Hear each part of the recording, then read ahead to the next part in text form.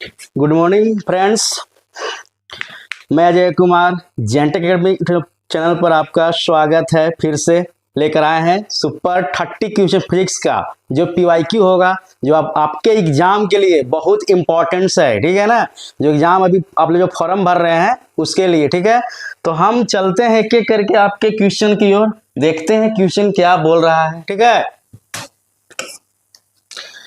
First question आपके बीच जो screen पर दिख रहा होगा, कह रहा है क्या कि निम्नलिखित में से कौन नाभिकीय विखंडन की प्रक्रिया से गुजरेगा।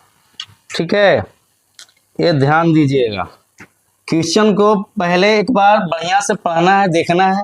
पहला कह रहा है बाबू नाभिकीय विखंडन। ठीक है ना, तो जाहिर सी बात है कि कोई भी जानने से पहले जानना पड़ेगा क्या हमें कि नाभिकीय विखंडन होता क्या है। ठीक है, तो नाभिकीय विखंडन कहता है कि जब एक भारी नाभिक टूटकर, एक बहुत बड़ा नाभिक है और टूटकर क्या होता है, दो या दो से अधिक नाभिकों में क्या होता है, वो बट जाता है। ठीक है ना, उसको क्या बोलते हैं, नाभिकीय विखंडन। जैसे आपके बीच में एग्जाम्पल आप जानते होंगे, परमाणु बम। परमाणु बम जो होता है वो किस पर काम करता है, नाभिकीय विखंडन पर काम करता है।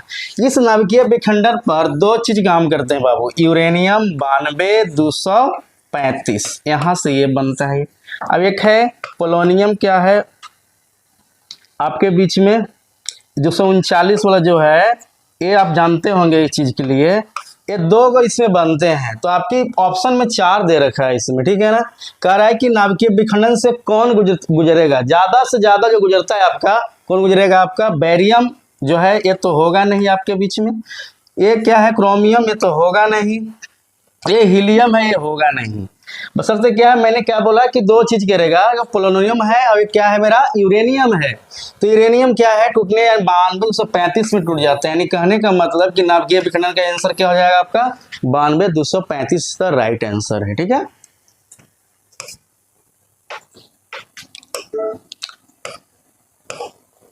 आप कह रहा है कि सूर्य की ऊर्जा किससे आती है, ध्यान देना है। ठीक है, सूर्य की ऊर्जा किससे आती है, लिख रहा है कि सूर्य की ऊर्जा इससे आती नहीं, किससे आती है। ठीक है, यहाँ पे थोड़ा सा, ठीक है ना, कि सूर्य की ऊर्जा किससे आती है, नाभिकीय विखंडन से, हीलियम के हाइड्रोजन में बदलने से, रेडियो सक्रियता से, हाइड्रोजन के हीलियम में बदलने से। अब इसमें ध्यान देना है, कह रहा है कि जो आपका है सूर्य की ऊर्जा में आप जानते हैं, एक मैंने क्या बोला, नाभिकीय संलयन है। वो कहता गया है कि जब दो नाभिक, ठीक है ना, जब दो नाभिक मिलकर एक बहुत बड़ा नाभिक का निर्माण करते हैं, इससे काफी मात्रा में क्या करते हैं, ऊर्जा निकालते हैं। ठीक है ना, उसको क्या बोलते हैं, नाभिकीय संलयन बोला करते हैं। ठीक है, और उस संलयन के जो इस सूर्य की जो ऊर्जा है, जो भी है नाभिकीय संलयन में बाबू, ये आपका दो कंडीशन जो मैं बता रहा था नाभिकीय संलयन में,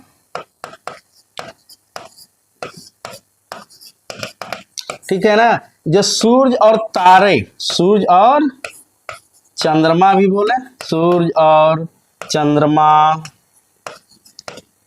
तारे का प्रकाश जो होता है ना, वो नाभिकीय संलयन से ही होता है। प्रकाश किससे होता है आपका, नाभिकीय संलयन से होता है, ध्यान दीजिएगा। तो ये बोल रहा है, अब नाभिकीय विखंडन में पीछे बताया जस्ट, वो क्या होता है, होगा नहीं, वो क्या होता है, एक बहुत बड़ा नाभिक टूटता है, पीछे पीछे बताया गया। कह रहा है कि हीलियम के हाइड्रोजन बदलने से, अब भाई सूर्य की ऊर्जा किससे मिलेगा, हीलियम से हाइड्रोजन। हीलियम वहां पे क्या करता है, आपका प्रोडक्ट का काम करता है, उत्पाद का काम करता है। ईंधन का कौन काम करता है, हाइड्रोजन काम करता है। इस चीज को ध्यान दिया कीजिएगा। इसके बाद रेडियो सक्रियता से आप जानते थे, इसका भी खोज आप जाने, मैंने क्या बताया था क्या कि रेडियो सक्रियता के जो खोज किए थे, कौन किए थे बाबू, आपके हेनरी बेकुरल साहब ने इसको खोज किया था, ये रेडियो सक्रियता का। ठीक है, हेनरी बेकुरल ने इसको खोज किया था।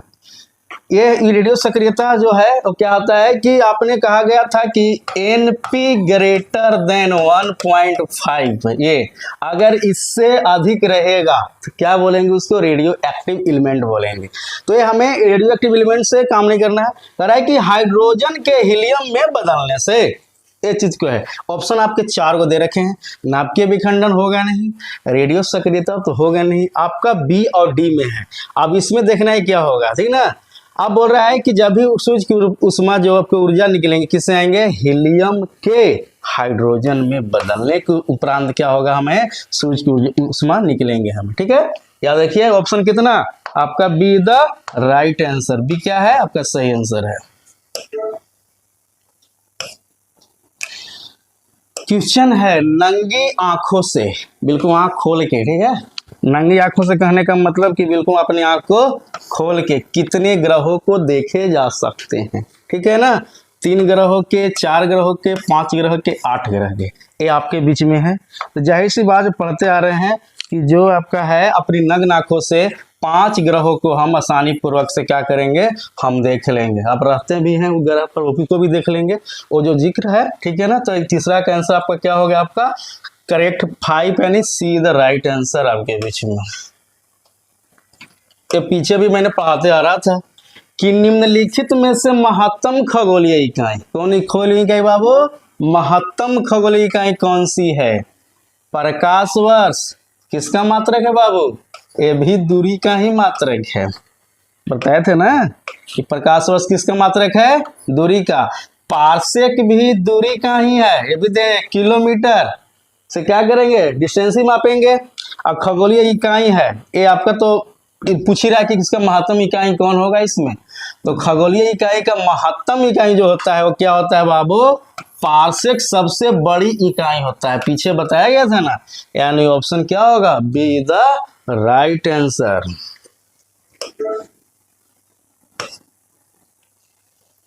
कहता है सूर्य का अपना अंक, सूर्य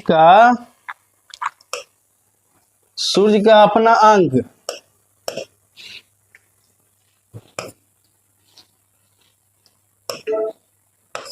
एक मिनट,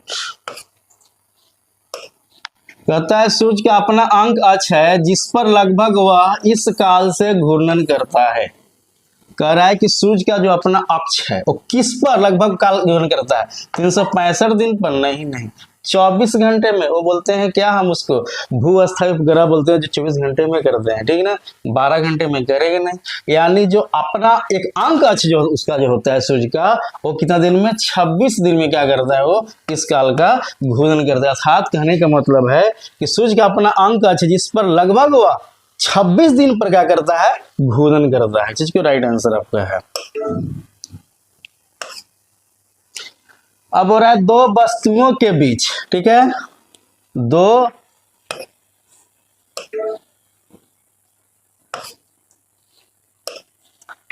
वस्तुओं के बीच गुरुत्वाकर्षण बल किस पर निर्भर नहीं करता है। मैंने क्या बताया था, ए प्रोपोर्शनल जी m1 इंटू m2 बटे क्या बताया था, rxy, ये तो बताए थे।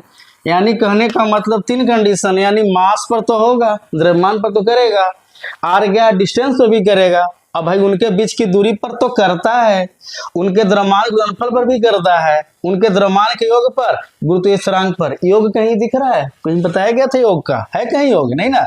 यहाँ से बना था क्या, आपको बनाया था ना कि gm1 इंटू m2 बटे rxy, इसमें कहीं आ रहा है योग, नहीं आ रहा है जी। यानी कहने का मतलब कौन पर निर्भर नहीं करता है, तो द्रव्यमान के योग पर ये निर्भर नहीं करता है। अर्थात कह सकते हैं कि जो आपके 6 नंबर क्वेश्चन का जो आंसर क्या होगा, सी द करेक्ट आंसर है, ठीक है। अब आया न्यूमेरिकल आपके बीच में, ठीक है ना। ये फिजिक्स में न्यूमेरिकल सबसे अहम भूमिका निभाता है, इसको ज्यादा ध्यान देनी है, ठीक है ना। कहता है द्रव्यमान 20 kg के एक पिंड को 2 मीटर की ऊंचाई से गिराया जाता है। माना जाए कि m बराबर क्या है, 20 kg है।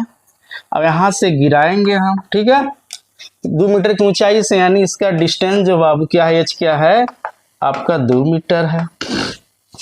जी आपको ऑलरेडी दिया हुआ था, पृथ्वी पर टकराने से ठीक पहले पिंड की गति ऊर्जा क्या होगा।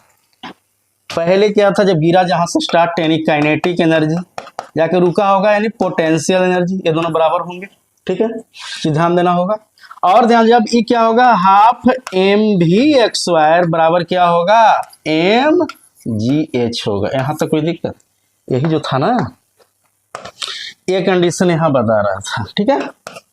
अब बोल रहा है कि पहले पिंड की गति ऊर्जा, ठीक है ना, टकराने से पहले, ठीक पूछ रहा है। यानी मैं बोला कि जो half M B X square जो है ये क्या है, mgh के बराबर है। यानी पहले पूछ रहा है, यानी क्या बोल रहा है, उसका क्या पोटेंशियल पूछ रहा है। तो पोटेंशियल में क्या है, मास कितना, 20 kg, ठीक है। जी आपको ऑलरेडी दिया हुआ है, जी कितना 10, आपका एच कितना 2, कितना हो गया बाबू 200 यानी 4, यानी हो गया कितना 400। 400 क्या हो गया आपको, जो भी ऊर्जा होगा किस में, जूल में हो जाएंगे। यानी कहने का मतलब कि आपका आंसर क्या हो जाएगा, ए इज द राइट आंसर। ध्यान दीजिए, हर चीज को बनाते हुए काम कीजिए, इसको खुद से आप ट्राई करते रहिएगा, ठीक है।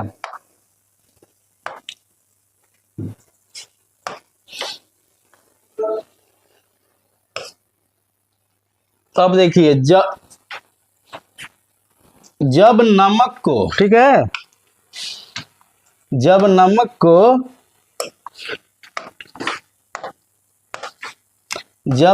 को बर्फ के साथ उचित रूप से मिश्रित किया जाता है, तब बर्फ का गलनांक कम हो जाता है, अधिक हो जाता है, अधिक हो जाता है, ठीक है, अपवर्तित रहता है, अनंत हो जाता है। कह रहा है बाबू, अगर जब नमक को बर्फ के साथ उचित रूप से अगर मिलाते हैं ना, तो उनका गलनांक क्या हो जाता है, कम हो जाता है, अधिक हो जाता है, अपवर्तित रहता है, अनंत हो जाता है। इसमें आपका देखना है आंसर क्या होगा, ठीक है ना। जब नमक के साथ अगर हम मिलाएंगे बाबू ना कभी भी, अब जानते हैं कि जब भी कोई पानी है, ठीक है, अगर पानी में नमक मिला लेते हैं तो क्या होता है, उसका जो मेल्टिंग पॉइंट है वो बढ़ जाता है, ठीक है ना। तो यहाँ क्वेश्चन कह रहा है कि नमक को बर्फ के साथ, नमक को किसके साथ, बर्फ के साथ अगर उससे अगर मिश्रित किया जाता है तो बर्फ का गलनांक क्या हो जाएगा, कुछ नहीं, क्या होगा, ये अपवर्तित रहता है। यानी करेक्ट आंसर क्या होगा, आपका सी रहता है। ये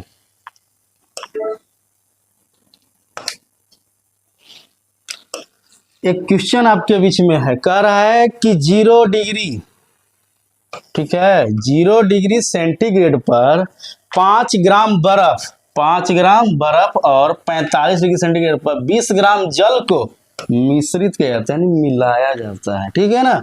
तो मिश्रण का तापमान कितना होगा, किसका बाबू, मिश्रण का तापमान, यानी बर्फ का कितना है। पहला कंडीशन कि जो बर्फ आपके बीच में है वो बर्फ कितना टेम्परेचर है, तापमान कितना है, तापमान एक बार देख लीजिए 0 डिग्री सेल्सियस है, ठीक है।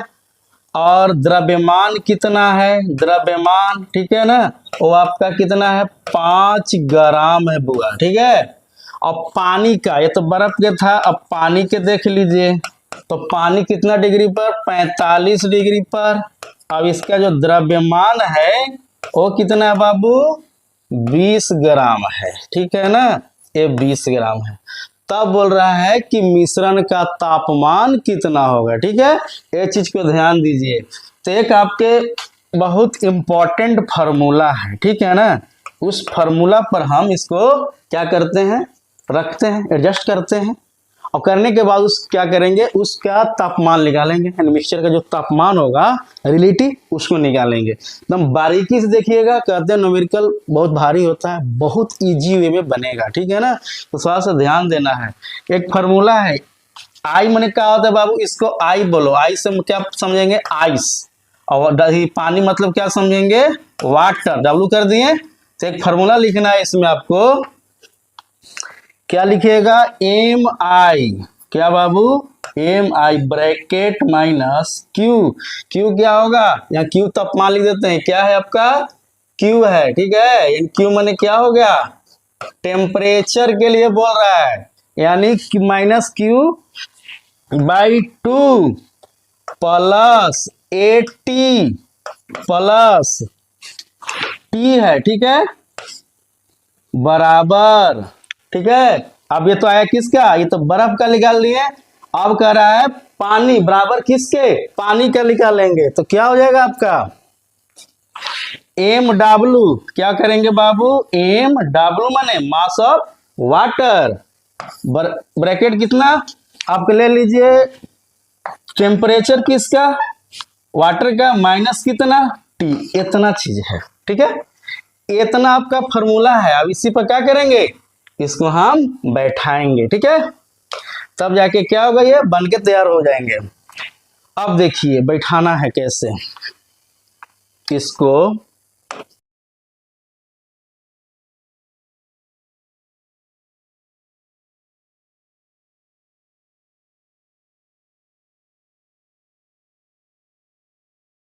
बर्फ का पहले क्या करेंगे बाबू, बर्फ जो है, बर्फ का तापमान, ठीक है ना, कितना दिया है 0 डिग्री सेंटीग्रेड। टेम्परेचर यानी क्यू ओ दिया है, ये क्यू आई, आइस टेम्परेचर है। ठीक है, इसके बाद द्रव्यमान किसका है, जो बताया था ना कि द्रव्यमान इसका कितना है बाबू, दे रहा है सामने आपका 5 ग्राम है। ठीक है, अब इतना आगे इसके बाद देखना है पानी के लिए चलते हैं। तो पानी का तापमान कितना है, पानी का जो तापमान है वो आपका कितना दे रहा है 45 डिग्री सेंटीग्रेड दे रहा है। और द्रव्यमान कितना हुआ आपका दे रहा है 20 ग्राम दे रहा है, याद रखिएगा। तब बोल रहा है इसको क्या कर रहा है, मिश्रित करने के बाद हो रहा है कि मिश्रण का तापमान क्या होगा। ठीक है ना, तो इसका मिश्रण का तापमान का एक फार्मूला तो बहुत इंपॉर्टेंट, याद रखिएगा। हर एग्जाम में आपको यहाँ ही नहीं, कोई कंपटीशन का भी एग्जाम होगा ना बाबू, वहां पर ये क्वेश्चन पूछा है और पूछता भी है। आपके पॉलिटेक्निक में भी ये पूछा है। बच्चे लोग देखते हैं अरे बड़ा है, हटाओ इसको, यहाँ बहुत इजी वे में इसको कर ले। जो आपके बीच में क्या गया है, मेंशन किया हुआ है। अब इस मेंशन के अनुरूप क्या कर लीजिएगा, इसको आप बना लीजिएगा, यानी एम आई मतलब समझ रहे, ice minus Q1/2 plus 80 plus क्या टी, ये क्या होगा बर्फ का। अब कह रहा है पानी का निकालना है, बराबर करेंगे ना जी, यानी कहने का मतलब बर्फ का तापमान और किसका पानी का तापमान जब बराबर करेंगे तो क्या आएगा MW, MW मतलब क्या वाटर, डब्ल्यू मतलब क्या होगा वाटर, आई मैंने यहाँ पे क्या बोला मैंने आइस, यानी बर्फ के लिए बोल रहा है, किसके लिए बर्फ के लिए बोल रहा है। क्या होगा QW माइनस टी, इतना चीज दिया हुआ है। जो चीज दिया हुआ है बस मैंने यहाँ पे मेंशन करेंगे।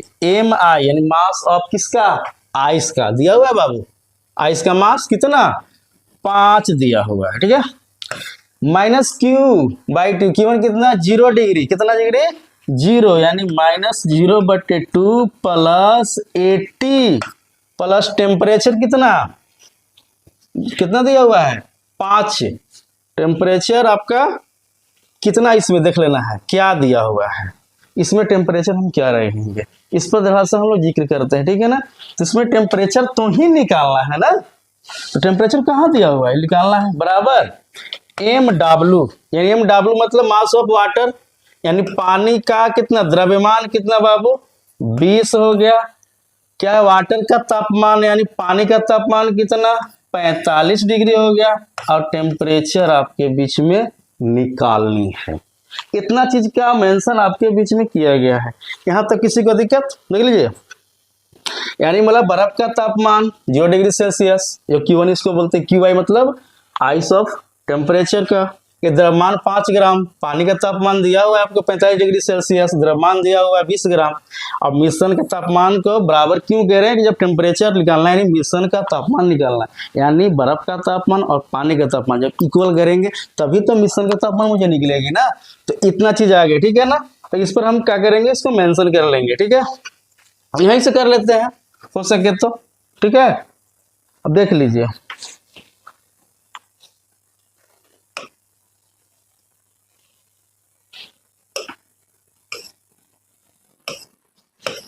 देख लो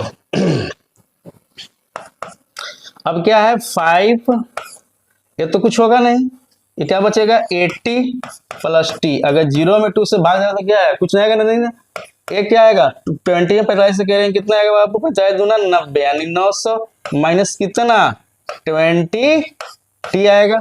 अब देखिए तो इसको भी कर लेते हैं एक बार, ये 400 आएगा प्लस कितना 5T बराबर 900 माइनस 20 टी। अब देख लो इसको इधर ले जाओ, उसको उधर ले जाए, ठीक ना। यानी 9 से 400 कितना होगा, -500 हो जाएगा। यानी 400 इधर है, इधर आएगा तो क्या होगा, माइनस में हो जाएगा। तो माइनस कितना 500 बराबर कितना, ये प्लस में हो जाएगा तो क्या होगा माइनस में, यानी माइनस कितना हो जाएगा बाबू 25 टी हो जाएगा, ठीक है ना। हमें तो टी ही निकालना है ना, तो टी जब निकालना है तो टी बराबर कितना, यानी करेंगे कितना बाबू, माइनस दोनों तरफ है, खत्म। यानी टी बराबर कितना होगा 500 अपॉन कितना 25, 25 दूना 50, ठीक है ना, यानी 20, यानी टी का वैल्यू कितना हो गया 20 डिग्री सेल्सियस, ठीक है ना। अब आते हैं ऑप्शन में देख लेते हैं, ठीक है।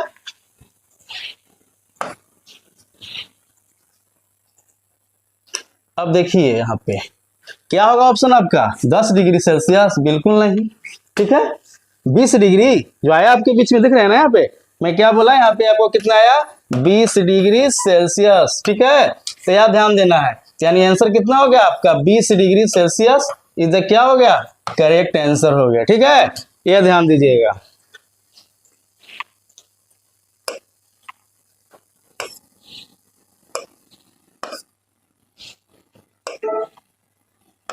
ठीक, अब नेक्स्ट क्वेश्चन है कि वाई अक्ष पर सेंटीग्रेड और एक्स अक्ष पर संगत फ़ारेनहाइट को लेकर एक ग्राम आलेखित किया जाता है, तो ये क्या है। यानी कह रहा है क्या है बाबू, इसको बोलते हैं वाई एक्सिस, अब ये क्या है, ये है एक्स एक्सिस, यह ध्यान दीजिएगा। को लेकर ग्राफ कह रहा है कि वाई अक्ष पर सेंटीग्रेड, किस पे बाबू, ये है सेंटीग्रेड पर है, ठीक है ना, यानी सी पर है। अब ये क्या है आपका फ़ारेनहाइट पर है।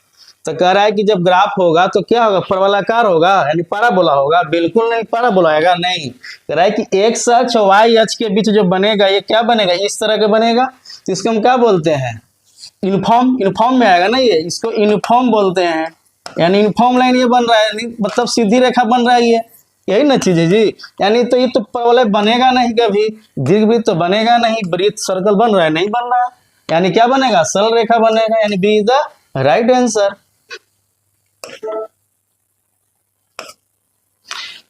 बर्फ का पानी में बदलना क्या है, बर्फ का पानी बदलना रासायनिक परिवर्तन, बिल्कुल नहीं। रासायनिक परिवर्तन कहने का मतलब जो जिस रूप में उस रूप में पुनः वापिस नहीं आता है, ठीक है ना। अगर दूध है से दही बनेगा, दही से दूध बनेगा नहीं ना, उसको बोलेंगे क्या हम रासायनिक परिवर्तन बोलेंगे। बट भौतिक परिवर्तन है कि जब एक रूप से पुनः उसी रूप में उसको हम क्या करेंगे, हम चेंज कर लेंगे, उसको बोलेंगे हम फिजिकल। जो फिजिकल आपका है परिवर्तन जो, तो इसको क्या है राइट आंसर क्या होगा बी, परमाणिक तो होगा नहीं, ये होगा नहीं, ठीक है। Answer is the B the right answer.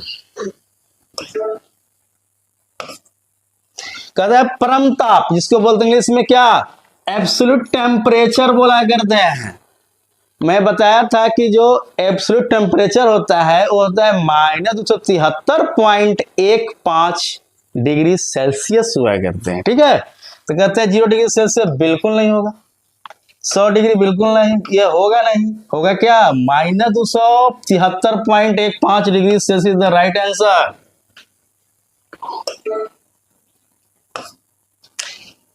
एक तरंग 0.8 सेकंड से, कितना सेकंड से, एक तरंग 0.8 सेकंड में 24 चक्र पूरा करती, तरंग की आवृत्ति क्या होगी। ये पीछे भी कुछ मैंने जिक्र किया है, ठीक है ना, ऐसा बात नहीं है। तो कह रहा है कि 0.8 सेकंड में कितना चक्कर, 24 चक्कर लगाता है, इसलिए एक सेकंड में कितना 24 बटे कितना 0.8, पॉइंट उड़ाएंगे क्या आएगा 10, 8 3 कितना 24, यानी कितना होगा 3 है 30, यानी 30 hertz is the right answer. कहता है प्रतिध्वनि मतलब इको, जब एक बात जो बोलते हैं जो वर्ड को वो बार बार दोहराए उसको क्या बोलते हैं हम प्रतिध्वनि बोला करते हैं। जैसे माइक में बोलते हैं ना हेलो, एक बार में 2 बार 3 बार आवाज निकालती है, तो उसी को प्रतिध्वनि को हम क्या बोलते हैं इको बोलते हैं बाबू, ना बोलते हैं इको दो साउंड, मतलब प्रतिध्वनि। जब एक अपनी एक वर्ड को अगर बार बार एक वर्ड को अगर वो माइक आपको जो मशीन है वो बार बार रिपीट करता है, उसी का बोलते हैं प्रतिध्वनि बोला करते हैं।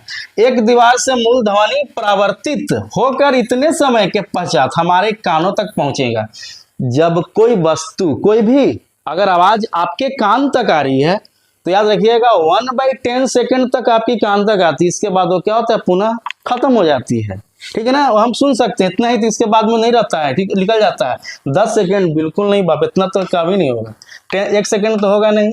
यानी मैं बोला कि 1/10 सेकंड होंगे, ठीक है ना, यानी कहने का मतलब 1/10 यानी 0.1 second is the right answer. याद रखिएगा कोई भी वस्तु, कोई भी अगर वस्तु आपके आवाज अगर किसी वस्तु को आता है, चाहे आपका मोबाइल में जो भी बज रहा है रिंगटोन कुछ भी, तो आपको 0.1 सेकंड तक आपके कान तक रहेंगे, इसके बाद वो खत्म हो जाएंगे। ठीक है ना, तो याद रखा कीजिएगा।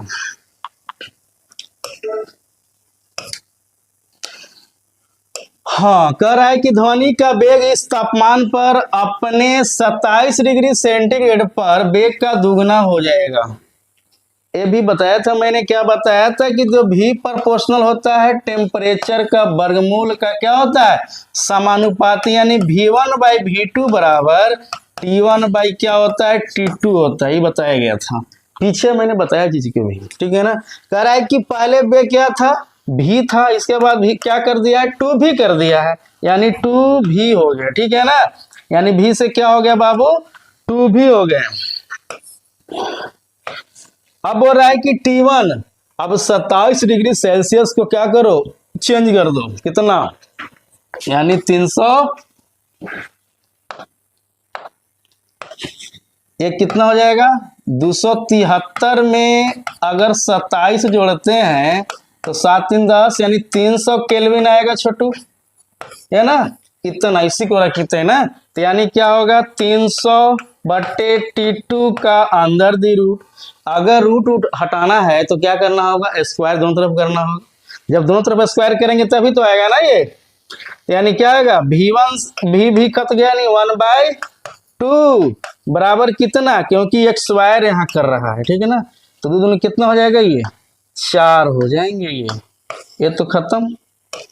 याद रखिएगा इस चीज को, बहुत इंपॉर्टेंट है। ठीक है, ये 4 हो जाएगा, यहाँ पे ए हो जाएगा 300, अब ये क्या हो जाएगा T2 हो जाएगा। इधर सी बात, जब स्क्वायर यहाँ पे भी लगाते हैं छोटू, ठीक है, तो जब यहाँ लगाएंगे तो स्क्वायर से क्या होता है, रूट खत्म, तो क्या आएगा 1/4/300/T2।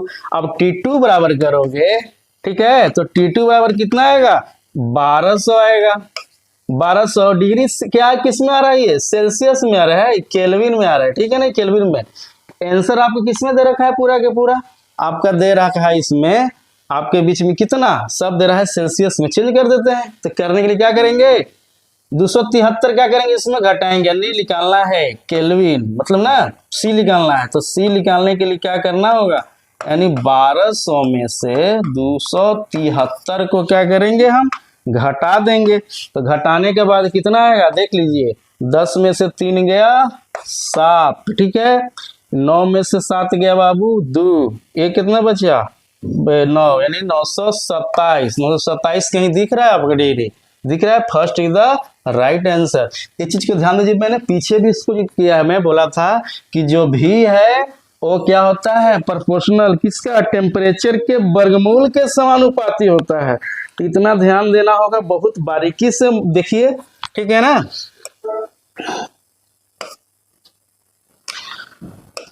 कह रहा है कि 60 डिग्री के कोण पर इनक्लाइंड, मतलब दो समतल दर्पण के बीच में, ऐसे मतलब होगा इस तरह के, जो समतल दर्पण के बीच में रखा जाता है, जब एक वस्तु को रखा जाता है तब बनने वाले प्रतिबिंब की संख्या, बहुत इंपॉर्टेंट। मैं क्या बोला था कि जब थीटा सम हो, जब थीटा क्या हो, थीटा एंगल कितना बाबू, एंगल सम संख्या हो, कौन संख्या, तो एक फार्मूला बोला था कि 360 डिग्री बटे थीटा -1।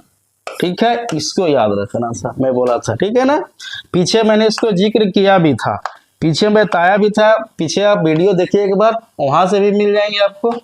यानी कितना होगा 360 बटे 60 -1, 60 छक्का क्या होता है 360, और 6 में से बउआ 1 जाएगा, कितना बचेगा 5 को प्रतिबिंब बनाएगा, यानी 5 ऑप्शन कहीं दिख रहा है क्या आपको, 5 दिख रहा है, यानी राइट आंसर कितना हो जाएगा 5 हो जाएंगे। हाँ, एक अभिसारिक लेंस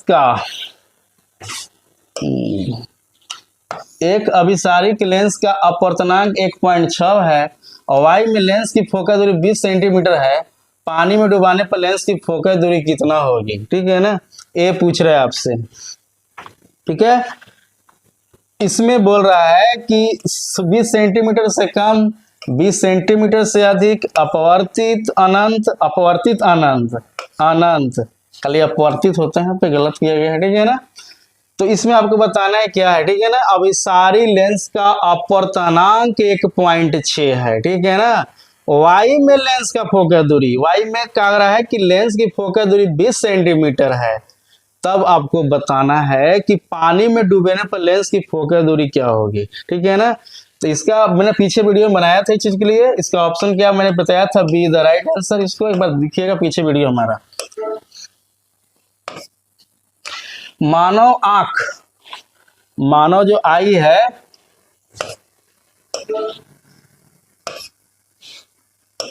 जो मानव आंख को दिखने वाला प्रकाश का तरंग दैर्ध्य है 100 नैनोमीटर, 300 नैनोमीटर, 600 नैनोमीटर, 800 नैनोमीटर।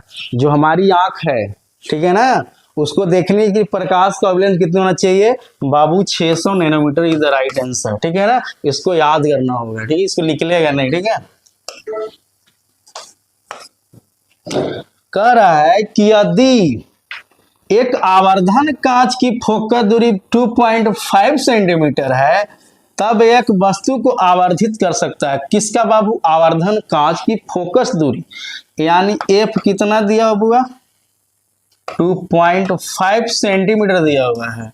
आवर्धन कांच की लंबाई बराबर, जानते हैं फार्मूला होता है, आवर्धन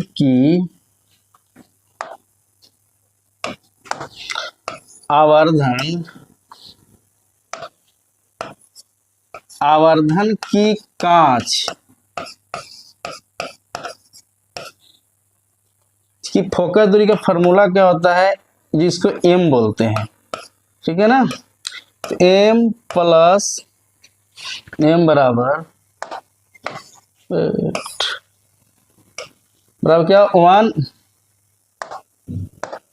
1 प्लस डी बाई क्या होता है? एफ होता है। ये ध्यान देना, बहुत ही इंपॉर्टेंट। डी क्या है? डिस्टेंस, यानी स्पर्श दर्शन की न्यूनतम दूरी इसको बोलते हैं। वो कितना सेंटीमीटर होता है बाबू? जानते हैं आप लोग कितना? 25 सेंटीमीटर। फोकस 2.5 सेंटीमीटर दिया हुआ। कितना? 2.5 सेंटीमीटर दिया हुआ है। कह सकते हैं 1 प्लस 20 मतलब कितना? 25 इंटू 100। ऐसे ये खत्म। कितना आएगा बाबू? 10 अब कितना? 11। कितना गुना? 11 गुना। ठीक है, समझा मुना? तो यानी बी तो क्या होगा? Right answer. यानी आवर्धन की कांच की लंबाई जो आपके बीच में कितना दिया हुआ है, जो आवर्धन कांच की क्षमता जिसको बोल सकते हैं आप, यही है ना। इतना चीज को ध्यान दीजिएगा यार। एम जो है स्पष्ट दर्शन की न्यूनतम दूरी होती है। ठीक है ना, जब कोई वस्तु स्पष्ट रूप से दिखाई दे, कितना सेंटीमीटर पर? 25 सेंटीमीटर पर कोई वस्तु क्या होता है? स्पष्ट रूप से दिखाई दे, उसको क्या बोलते हैं?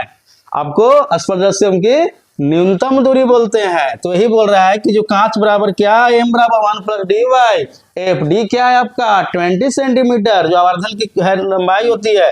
अब एफ आपका फोकस दूरी क्या दिया हुआ है? 2.5 सेंटीमीटर है। तब हो रहा है कि वस्तु कितना आवर्धित करेगा, कितना बड़ा बनेगा भाई? तो कितना बनेगा? 11 गुना बनेगा बड़ा। ठीक है, देख लो क्या है 20 नंबर क्वेश्चन, आपको देख लीजिए इस चीज को। ठीक है, कह रहा है आंख का लेंस, ये जो आपका है इसको थोड़ा सा हटा दो। ठीक है, ये लिखा हुआ है तुमको दृष्टिपटल। क्या लिखा हुआ है? दृष्टिपटल। जहां आंख जो बनता है लेंस बाबू ना, ये क्या है? दृष्टिपटल है। इसको थोड़ा सा सुधार कर लेना तुम लोग, दृष्टिपटल है। ठीक है, पर जिस प्रतिबिंब का निर्माण करता है वो होता है, आप जानते हैं आंख में कौन सा लेंस होता है? पता है ना, आंख में उत्तल लेंस होता है। ठीक है, ये काम करता है, इसे ध्यान देना होगा। बोल रहा है कि वास्तविक और सीधा बनेगा दृष्टि पटल पर, बिल्कुल नहीं बनेगा बाबू। आभासी सीधा बनेगा, बिल्कुल नहीं। आभासी और प्रतिलोभित बनेगा, जब भी बनेगा वास्तविक और क्या बनेगा, उल्टा बनेगा, तभी होगा। यानी प्रतिलोभित क्या होता है, प्रतिलोपित मतलब उल्टा, यानी बी क्या होगा, राइट आंसर आपका। यदि किसी उदासीन, यदि किसी उदासीन, ठीक है, कह रहा है कि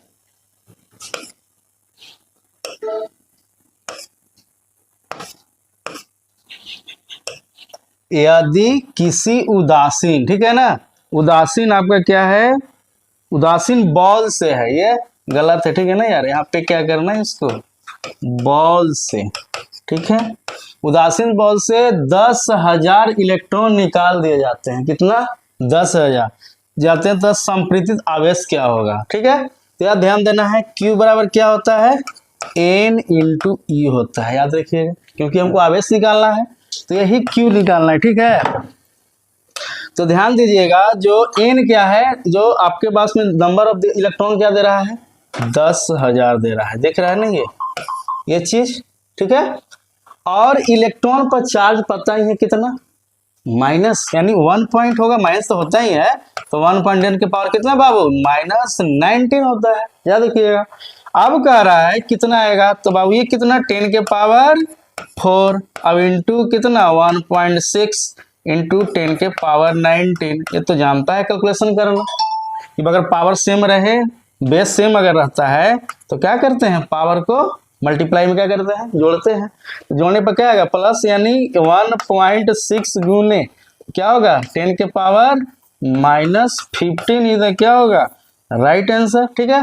अब देखना है ये ऑप्शन किसमें मैच कर रहा है, क्या, अब कह रहा है -1.6 10 के पावर -15 कूलम आ रहा है, यानी राइट आंसर क्या होगा, 1। बाकी ये सब कितना है, क्या है, ये सब रॉन्ग है, ठीक है, यानी आंसर इज ए। इसको तो कह रहा है कि परिपथ में वोल्ट मापी का पठन क्या होगा, आपका 12 वोल्ट दे रहा है, यहाँ पे वोल्टेज 100 ओम 200 ओम देख रहे हैं, फिर पूछ रहा है कि इस पर वोल्ट कितना, आप पूछ रहा है, इस पर पूछ रहा है कि इस पर वोल्ट कितना होगा, ठीक है। आप जानते हैं क्या बाबू, V बराबर IR, किससे, ओम्स लॉ से। आपका V यहाँ पर कितना दिया हुआ है, 12 वोल्ट दे रखा है, आपको R दिया हुआ है कितना, R1 + R2, यानी कितना 100 ओम एगो है, अब आपका कितना है 200 ओम है, यानी कितना ओम गया बाबू, 300। अब जब दे रखा है, अब जान ही रहे कि V बराबर IR, ये फार्मूला के द्वारा दिख रहा है ना, यानी कह सकते हैं कि V बराबर क्या है, I × R है। तो आपका V कितना है, 12 है, I कितना ही दिया हुआ है, ठीक है।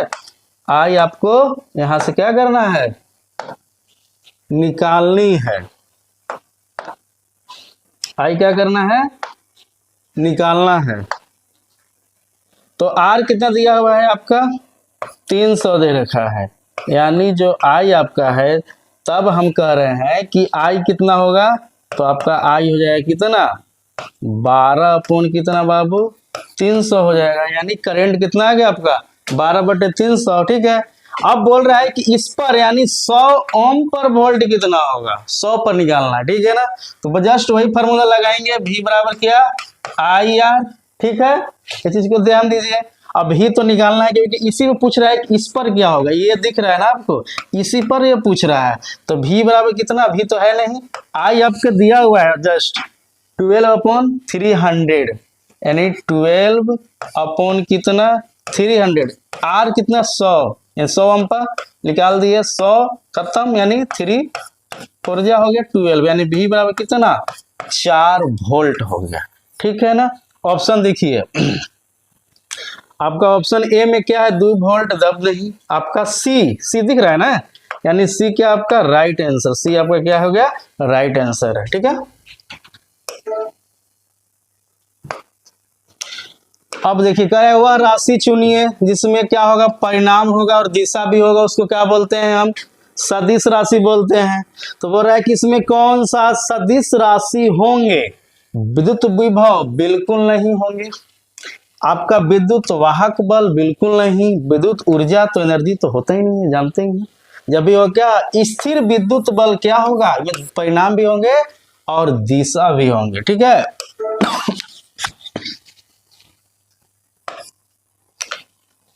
अब देखिए कह रहा है कि 2 एम्पियर धारा प्रवाहित,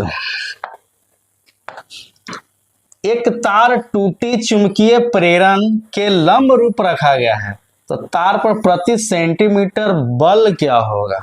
25 नंबर क्वेश्चन देख लीजिए एक बार, ठीक है ना। तो बाबू जो ये प्रतिबल बोल रहा है, यानी चुंबकीय प्रेरण मतलब प्रतिबल, F बराबर आप जानते हैं एक फॉर्मूला बहुत इंपॉर्टेंट है, आता है बार बार ये, ठीक है ना, इस चीज को ध्यान दीजिएगा। अब इसी पर रखेंगे, इस पर डायरेक्ट रखेंगे, आपके बीच में वैल्यू आएगा, यानी put the value get the result, value put कीजिए और रिजल्ट आपके सामने आके तैयार रहेंगे। L इंटू आई इंटू क्या हो गए बी हो गए। अब इधर करेंगे तो F बाई L यही क्या होता है प्रतिबल होता है, क्या होता है प्रतिबल हुआ करते हैं यही, ठीक है ना। तो बोल रहा है, तो यानी कहने का मतलब तो इतना बराबर क्या हो जाएगा IB हो जाएगा, याद रखिए चीज, ठीक है।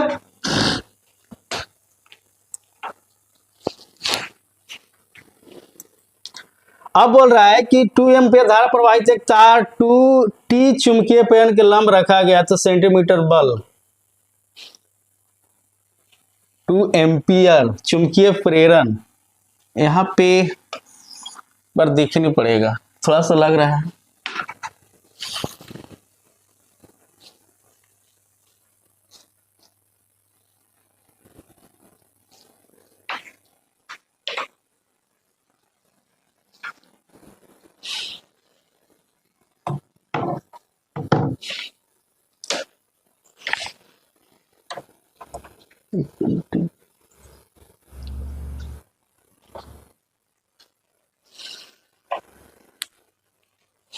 आपका एक करंट जो है यहाँ पे 5 एम्पियर है, ठीक है ना, इसको थोड़ा सा देखिएगा, यहाँ पे गलती यही पर मिस्टेक किया है। यहाँ पे क्या है 5 एम्पियर धारा प्रवाहित एक तार टूटी चुंबकीय प्रेरण के लंब रूप रखा गया, तब तार पर प्रति सेंटीमीटर बल पूछ रहा है। तो आई यहाँ पे क्या दिया है 5 दिया हुआ है, आपका जो चुंबकीय प्रेरण क्या है 2 दिया हुआ है। तब बोल रहा है कि प्रतिबल बराबर, यानी जो प्रतिबल कितना हो जाएंगे 5 दूना 10 न्यूटन पर मीटर स्क्वायर, ठीक है, न्यूटन पर मीटर हो जाएंगे, ठीक है। ये ध्यान देना। अब बोल रहा है, इसी को बोल रहा है क्या कि भैया क्या करना है सेंटीमीटर में क्या होगा, तो जाहिर सी बात है सेंटीमीटर करने के लिए क्या करेंगे 100 से डिवाइड 10 बाई कितना 100 न्यूटन हो जाएगा।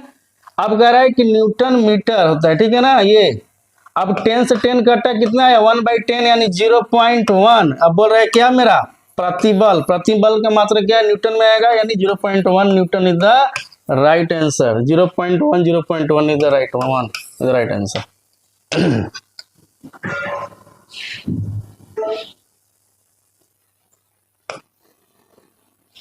देखिए एम द्रव्यमान का एक पिंड, एम द्रव्यमान का एक पिंड भी वेग से एक दीवार से टकराते हैं और उसी चाल से वापस आता है, तो उसके संवेग में परिवर्तन क्या होगा, बस ये ध्यान देना। एम द्रव्यमान का माना जाए इस तरह के है, ठीक है ना, यहां से कोई वस्तु को हम इस तरह वार करवा रहे हैं, ये ठीक है,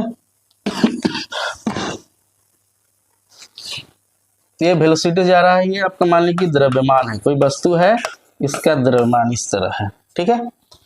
अब बोल रहा है कि कंडीशन क्या है, यहाँ पे ध्यान देना है कि ये बाबू एम द्रव्यमान का कोई पिंड है भी वेग से कोई दीवार पर टकराएगा, ठीक है ना। तो टकराने के उपरांत ध्यान देना इस चीज में हमको, ठीक है, कि जो पिंड का वेग होता है पता ही भी होता है, पिंड का जो वेग होते हैं वो क्या होंगे भी होते हैं। और कह रहा है इसके बाद क्या कह रहा है कि जाएगा, तो जब यहां से अगर माना जाए कोई वस्तु यहां से हमें जा रहा है इस तरह, ठीक है ना, और रिटर्न कर रहा है, तो जाने का वेग क्या होगा, जाने का वेग, जाने का वेग क्या होगा m के साथ जाएगा तो क्या होगा m भी होगा, और आने का वेग जैसे मान ली कि कोई वस्तु वापिस जैसे मारा वापिस रिटर्न आ गया, तो माइनस एम भी के से क्या होगा रिटर्न कर गया उस चीज को। तो कह रहा है क्या वो आने का वेग, यानी जाने का वेग था, ये क्या है, आने का वेग है। क्या होगा बाबू, माइनस एम भी होगा। यह चीज को ध्यान दीजिएगा। यानी अब कह रहा है कि संवेग में परिवर्तन क्या होगा, पहले जाने का वेग और पहले आने का वेग के संवेग में परिवर्तन पूछ रहा है, क्या होगा इस चीज को ध्यान देना है। तो जाहिर सी बात है एम भी, संवेग में परिवर्तन एम भी माइनस क्या है, आया है माइनस क्या आएगा, एम भी। अब कह रहा है कि क्या होगा, एम भी माइनस माइनस क्या होगा, प्लस होगा। तो पूरा समय परिवर्तन क्या कर दिया है, यानी 2m भी, 2m भी is the right answer. Option देखिए, यानी बी इज द क्या हो गया, राइट आंसर हो गया। यानी कहने का मतलब कोई द्रव्यमान है, ठीक है ना, यानी जाने और आने, जाएगा तो क्या एम भी वेग से जाएगा, और आने मतलब कोई वस्तु पर अगर मारते हैं रिटर्न का जाता है तो क्या माइनस एम भी से, ठीक है ना, उस चीज पर काम कर रहे थे। यानी संवेग में परिवर्तन जो आपका है क्या होगा, यही संवेग में परिवर्तन ही ना हो रहा था जी, यही आपका क्या हो रहा था, यही संवेग में परिवर्तन जो आया वो क्या आया, 2m भी के साथ, ठीक है।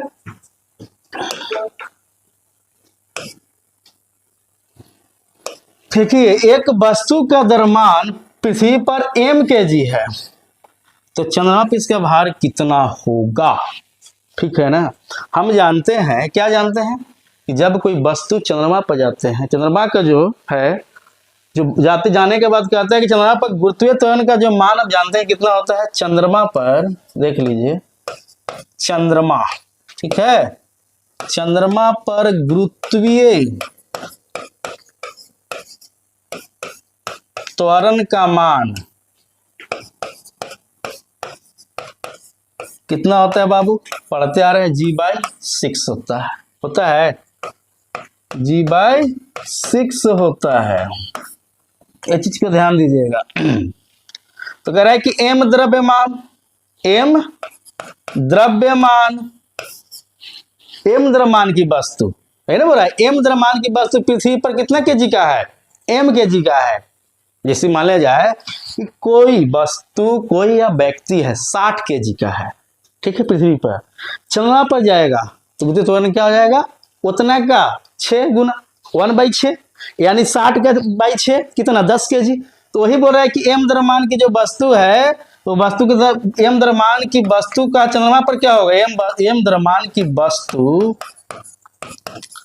का चंद्रमा पर, का चंद्रमा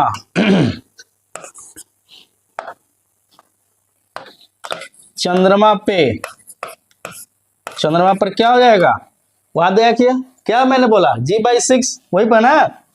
तो क्या कहिएगा, m, ठीक है, कितना g/6, ठीक है। अब इस पर ध्यान देना है, कौन आएगा इसके बाद, तो लिखिएगा क्या 1/6 mg, अब न्यूटन, ठीक है, याद, यानी 1/6 mg कहाँ है, 1/6 mg न्यूटन, ठीक है। यानी option A is the right answer. यानी अगर कोई वस्तु, अगर कोई इंसान अगर 60 kg का पृथ्वी पर है, तो हमारे बजाय पर क्या बनेगा, वो 10 kg के।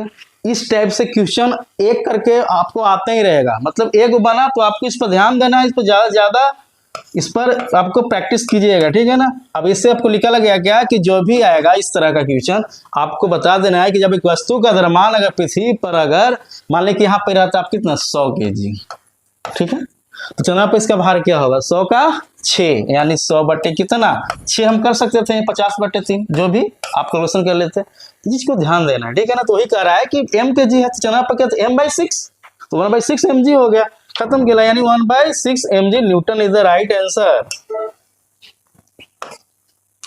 ये रॉकेट कार्य करता है भाई, रॉकेट देख रहे हैं ना, गति के प्रथम नियम पर, रॉकेट गति के प्रथम नियम कहते क्या है, कहता है कि जब कोई वस्तु अगर मोशन में है यानी गति में है तो वो गति में रहना चाहता है, अगर वो विश्राम में यानी विराम में है तो विराम में रहना चाहता है, ठीक है ना। तो चीज को कहते हैं यानी अवस्था परिवर्तन करता है, इसको क्या बोलते हैं, गति के प्रथम नियम को ही क्या बोलते हैं, जड़त्व का नियम या गैलीलियो का नियम, इसको बोलते हैं क्या बाबू, जड़त्व का नियम बोल सकते हैं, या इसको गैलीलियो का नियम भी बोलेंगे, गैलीलियो ये गैलीलियो का नियम भी इसको हम बोल सकते हैं। यानी प्रथम गति के प्रथम नियम से आप जानते हैं क्या मिलता है, बल की परिभाषा मिलती है, यही नहीं जी। तो अभी भी कहा है बल की परिभाषा क्या मिलती है, जब कोई वस्तु, बल क्या बोलते हैं कि बल वह भौतिक कारण है जो किसी वस्तु को अवस्था को परिवर्तन कर दे या परिवर्तन करने की चेष्टा करे, ठीक है, यही ना कहेगा। तो ये कहता है गति के प्रथम नियम से इतना चीज मिल जाते हैं, ठीक है ना। अगर कोई वस्तु विश्राम जड़त्व में है, गति जड़त्व जो भी है, आपके गति के प्रथम नियम पर मिला ये। अब कहता है गति के दूसरे नियम पर क्या मिला, ए बराबर, यहीं से लिख रहा फॉर्मूला क्या, ए बराबर एम इंटू ए, ये लिख ला। तीसरा नियम से क्या मिला, आपका तीसरा नियम जो है इससे क्या मिला, अगर प्रत्येक क्रिया के बराबर विपरीत प्रक्रिया होती है, ठीक है ना। जैसे नदी में नाव चल रहा है तो पानी के धारा में विपरीत चलेगा ना कि उसी धारा में चलेगा, उस नियम पर काम कर। उसी तरह कहता है रॉकेट जब भी चलता है तो जब भी चलेगा उसके विपरीत चलेगा ना कि उसकी दिशा में चलेगा। इसलिए कौन काम करेगा, रॉकेट जितना भी जो भी काम करेगा, रॉकेट का चलना, हवाई जहाज का चलना, जो भी काम करेगा किस नियम पर, न्यूटन के तीसरे गति नियम पर क्या करेगा बाबू, ये काम करेगा। ये बहुत इंपॉर्टेंट, हर एग्जाम में आपको ये क्वेश्चन मिलने को मिलता है। ये चारों में से चारों आपको दिखेगा। गति के प्रथम नियम से क्या मिलते हैं, तो बल की परिभाषा मिलती है। गति के प्रथम नियम को ही जड़त्व का नियम या गैलीलियो का नियम भी बोला करते हैं, ठीक है। दूसरा गति के दूसरे नियम जो आपकी बल की माप मिलती है, बल की माप कहने का मतलब यहां से बल की माप प्राप्त होती है, बल की माप मिलती है, बल की माप मिलती है बेटा, ठीक है, चीज को ध्यान देना। और तीसरा से क्या है, तीसरा जो भी है, जैसे क्या नाव का चलना, ठीक है, एक कंडीशन। अब जैसे कोई वस्तु, जैसे कोई रॉकेट चल रहा है, उसमें बंदूक का चलना, जो भी काम करेगा किस पर काम करेगा, रॉकेट के जो न्यूटन के थर्ड नियम पर काम करेगा। और ऊर्जा का संचलन जानबे करता है कि ऊर्जा का न तो नाश होता है, ना उसका विनाश, सिर्फ उसका क्या कहता है, उसका सिर्फ रूपांतरित किया जा सकता है, ठीक है ना, ठीक है ना। उसको बोलते हैं ऊर्जा संचलन का नियम बोला करते हैं। तो ये चारों आपको देखने को मिलेगा। अब ये चारों के चारों आपको बढ़िया से ध्यान देना है। यानी आपको ये रॉकेट कार्य करता है किस नियम पर, न्यूटन के तीसरे गति नियम पर ये काम करता है, ठीक है। कहता है कि निम्नलिखित भौतिक राशियों में से कौन सी राशि दूसरों से भिन्न है, भाई ध्यान दीजिए। विस्थापन, वेग, बल, गति, ऊर्जा। अब ध्यान दे रहे हैं कि सर भिन्न क्या है। अब क्वांटिटी लिए तो भाई, तो विस्थापन का मीटर होता है, वेग का मीटर पर सेकेंड होता है, बल का न्यूटन होता है, गति ऊर्जा का क्या होता है, जूल होता है। बाकी वो पर नहीं करेंगे, करना क्या, विस्थापन भी क्या है, सदिश राशि है, जानते हैं, जिसमें दिशा और परिणाम दोनों। वेग भी वही है, बल भी वही है, बट गति ऊर्जा क्या है, अदिश राशि है। कौन सा राशि है, अदिश राशि है, ठीक है। यानी कह सकते हैं हम कि जो अदिश राशि है, यानी ये क्या है, बिल्कुल ये अलग है, भिन्न है। यानी आंसर क्या होगा आपका, गति ऊर्जा हो जाएंगे।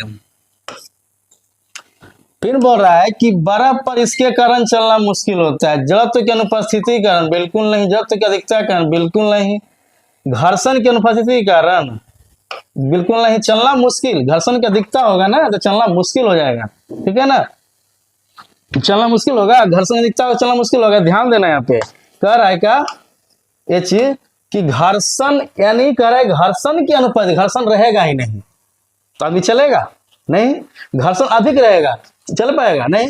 यानी घर्षण की अनुपस्थिति माने घर्षण नहीं रहेगा। इस चीज को ध्यान दीजिए, यहाँ पर थोड़ा सा समझना होगा कि घर्षण की अनुपस्थिति, घर्षण की अधिकता, यही दो क्या है कि यहीं पर 50-50 बच्चे यहीं पर गलती करते हैं, यही दोनों में।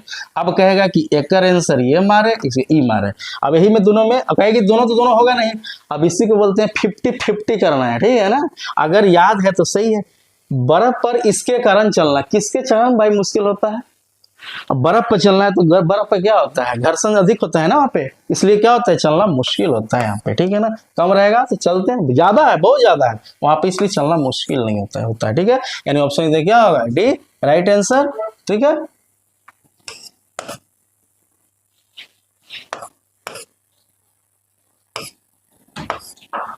ठीक है, तो फिर हम अगले दिन मिलते हैं, फिर इसी जगह इसी टाइम पर आपके बीच में।